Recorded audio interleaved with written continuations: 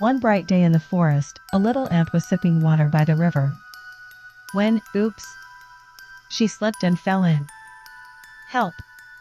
Help! I can't swim. A colorful parrot spotted her from a tall tree. Oh no! Hold on, little ant. The parrot quickly plucked a big green leaf and dropped it into the water. Climb on the leaf. The ant floated safely to the shore. Thank you, kind parrot. You saved my life. I'll never forget this. A few days later, danger returned. A hunter sneaked into the jungle and pointed his bow at the parrot.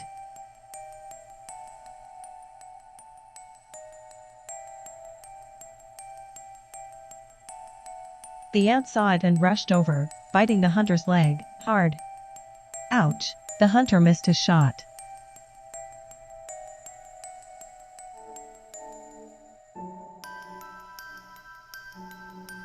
The parrot flew up high, safe and free. Thank you, little ant. You saved my life too. Kindness always finds its way back.